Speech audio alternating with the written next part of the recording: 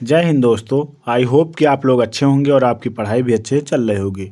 तो दोस्तों आज आप लोगों के लिए बायोलॉजी से संबंधित कुछ महत्वपूर्ण प्रश्न लेकर आया हूं जो आपके आने वाले एग्जाम में महत्वपूर्ण साबित होंगे। तो दोस्तों वीडियो अंत तक जरूर देखना। वीडियो शुरू करते हैं। शरीर हेतु ऊर्जा का मुख्य स्रोत क्या है? तो कार्बोहाइड्रेट है। ऑप्शन नंबर इसका जो है डी सही आंसर होगा, कार्बोहाइड्रेट है। आगे बढ़ते और अगला प्रश्न देखते हैं। अगला प्रश्न है निम्नलिखित में से कौन सा रोग मच्छर के द्वारा नहीं फैलता है? तो हैजा जो है वो मच्छर के द्वारा नहीं फैलता है। ऑप्शन नंबर डी इसका सही आंसर होगा, हैजा मच्छर के द्वारा नहीं फैलता है। मलेरिया, डेंगू और फलेरिया जो है वो मच्छर के द्वारा फैलता है। आगे बढ़ते और अगला प्रश्न देखते हैं। अगला प्रश्न है मानव में कुल रक्त आयतन में प्लाज्मा का प्रतिशत लगभग कितना होता है? तो मानव के कुल रक्त आयतन में प्लाज्मा का 55% तक होता है। ऑप्शन नंबर इसका जो है बी सही आंसर होगा। आगे बढ़ते और अगला प्रश्न देखते हैं। अगला प्रश्न है निम्नलिखित में से वह कौन सी अंतःस्रावी ग्रंथि है जिसे मास्टर ग्रंथि कहा जाता है? तो पीयूष ग्रंथि को मास्टर ग्रंथि कहा जाता है। ऑप्शन नंबर इसका ए सही आंसर होगा।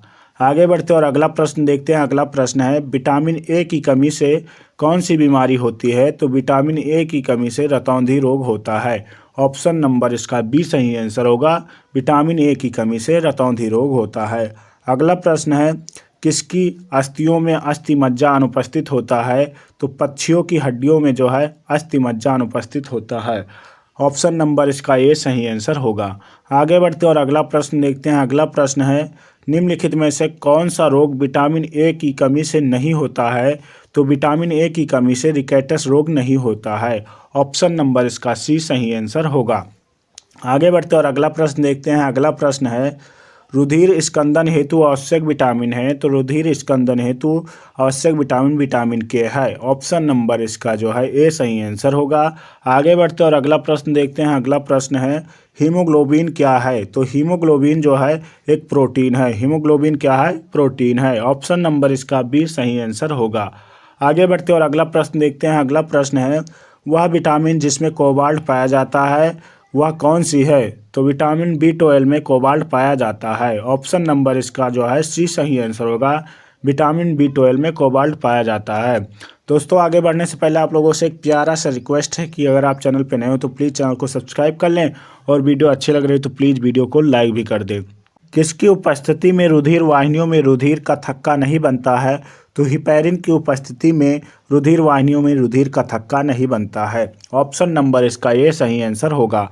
आगे बढ़ते और अगला प्रश्न देखते हैं। अगला प्रश्न है मानव शरीर के किस अंग में कार्बोहाइड्रेट ग्लाइकोजन के रूप में जमा होता है? तो यकृत में जमा होता है। ऑप्शन नंबर इसका सी सही आंसर होगा, कार्बोहाइड्रेट ग्लाइकोजन के रूप में यकृत में जमा होता है।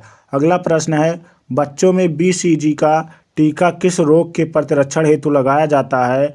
तो टीबी रोग के लिए बीसीजी का टीका लगाया जाता है। ऑप्शन नंबर इसका जो है बी सही आंसर होगा। आगे बढ़ते और अगला प्रश्न देखते हैं। अगला प्रश्न है हीमोग्लोबिन की कमी के कारण निम्न में से कौन सा रोग होता है? तो एनीमिया रोग जो है हीमोग्लोबिन की कमी के कारण होता है। ऑप्शन नंबर इसका ए सही आंसर होगा। आगे बढ़ते और अगला प्रश्न देखते हैं। अगला प्रश्न है वायरस से फैलने वाला रोग? तो वायरस से एड्स फैलता है, चेचक फैलता है और खसरा फैलता है। तो ऑप्शन नंबर इसका जो है डी सही आंसर होगा, वायरस से सभी रोग फैलते हैं। आगे बढ़ते और अगला प्रश्न देखते हैं। अगला प्रश्न है निम्नलिखित में से कौन सा प्रोटीन का एक प्रमुख स्रोत नहीं है? तो गेहूं जो है वो प्रोटीन का एक प्रमुख स्रोत नहीं है। ऑप्शन नंबर 20 का सही आंसर होगा। आगे बढ़ते और अगला प्रश्न देखते हैं। अगला प्रश्न है म्यूटेशन या उत्परिवर्तन शब्द का अर्थ क्या है? तो म्यूटेशन या उत्परिवर्तन शब्द का अर्थ है आनुवांशिक गलती। ऑप्शन नंबर इसका ये सही आंसर होगा। आगे बढ़ते और अगला प्रश्न देखते हैं। अगला प्रश्न है हमारे भोजन में आयोडीन युक्त नमक होना क्यों महत्वपूर्ण है? क्योंकि यह थायराइड ग्रंथि को सुचारू रूप से संचालन में मदद करता है। ऑप्शन नंबर इसका जो है सी सही आंसर होगा, यह थायराइड ग्रंथि को सुचारू रूप से संचालन में मदद करता है। अगला प्रश्न है स्वस्थ मानव के शरीर में रक्त की कुल मात्रा कितनी होती है? तो शरीर के वजन के 7% तक होती है। ऑप्शन नंबर इसका सी सही आंसर होगा। आगे बढ़ते और अगला प्रश्न है सोते समय रक्तदाब में क्या परिवर्तन होता है? तो सोते समय रक्तदाब जो है घट जाता है। ऑप्शन नंबर 20 का सही आंसर होगा। आगे बढ़ते और अगला प्रश्न देखते हैं। अगला प्रश्न है पौधे और जंतुओं के बीच की योजक कड़ी के रूप में जाना जाता है तो युगलीना को जाना जाता है। ऑप्शन नंबर 20 का सही आंसर होगा युगलीना को पौधे और जंतुओं के बीच की योजक कड़ी माना जाता है। अगला प्रश्न है, लिगामेंट एक रचना है जो जोड़ती है तो अस्थियों को अस्थियों में से जोड़ती है। लिगामेंट जो है हड्डियों को हड्डियों से जोड़ती है। ऑप्शन नंबर इसका बी सही आंसर होगा। आगे बढ़ते और अगला प्रश्न है, समजात अंग होते हैं तो समजात अंग रचना में समान होते हैं। ऑप्शन नंबर इसका ए सही आंसर होगा, समजात अंग रचना में समान होते हैं। अगला प्रश्न है, कोशिका में पाया जाने वाला आनुवांशिक पदार्थ है तो डीएनए है। कोशिका में पाया जाने वाला आनुवांशिक पदार्थ क्या है? डीएनए है। ऑप्शन नंबर इसका ए सही आंसर होगा। आगे बढ़ते और अगला प्रश्न है, जीन क्या है? जीन डीएनए का एक भाग है। जीन जो है डीएनए का एक भाग है। ऑप्शन नंबर डी इसका सही आंसर होगा। आगे बढ़ते और अगला प्रश्न है, डीएनए की संरचना को सबसे पहले किसने रेखांकित किया था? तो वाटसन एवं क्रिक ने रेखांकित किया था। ऑप्शन नंबर इसका सी सही आंसर होगा। आगे बढ़ते और अगला प्रश्न देखते हैं। अगला प्रश्न है, आनुवांशिकता का नियम के जन्मदाता कौन है? तो मेंडल हैं। आनुवांशिकता के नियम के जन्मदाता कौन है? मेंडल हैं। ऑप्शन नंबर इसका सी सही आंसर होगा।